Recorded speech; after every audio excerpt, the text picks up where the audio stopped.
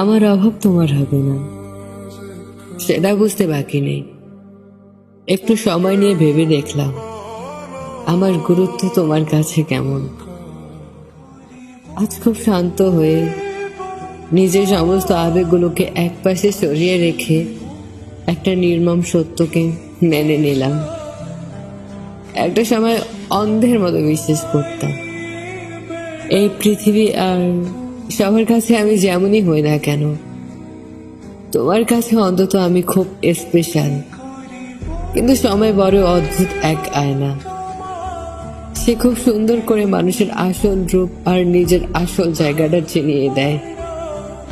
আমি একটু আড়াল হয়ে একটু নীরব থেকে দেখলাম আমি না থাকলে তোমার জীবনে বিন্দু মাত্র পরিবর্তন আসে না।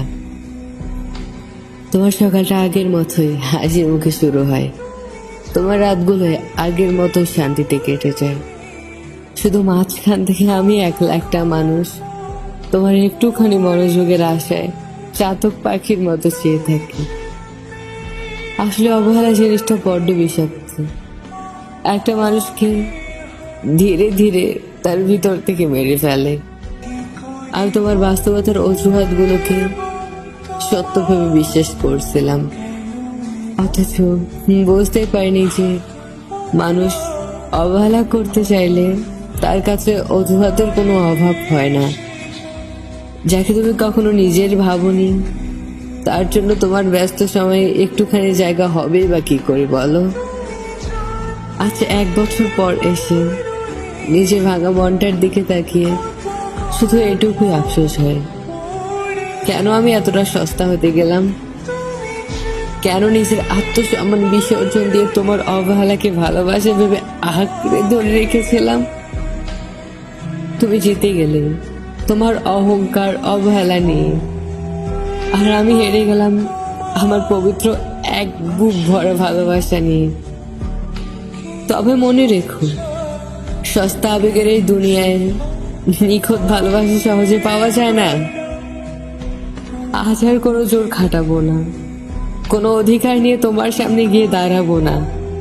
নিজেকে একদম গুটিয়ে নিলাম তোমার চারপাশ থেকে। চলে যাচ্ছি, তাকে যেতে দাও। এইভাবে হয়তো তুমি অস্তিত্বের নিঃশ্বাস ফেলবে। ভালো থেকো তোমার সেই আলো ঝলমলে দুনিয়ায়, যেখানে আমার কান্নার কোনো মূল্য নেই, আমার ভালোবাসার কোনো অস্তিত্ব নেই। আমি হয়তো অন্য কারো হয়ে যাব, অন্য কোথাও নিজের জীবনটাকে সাজিয়ে নেব, কিন্তু মনের গভীরে এই ক্ষতটা আজীবন থেকে যাবে। যে মানুষটাকে নিজের চেয়েও বেশি গুরুত্ব দিয়েছিলাম, তার কাছে আমার গুরুত্ব আসলে শূন্য ছাড়া আর কিছুই ছিল না, কিছুই ছিল না।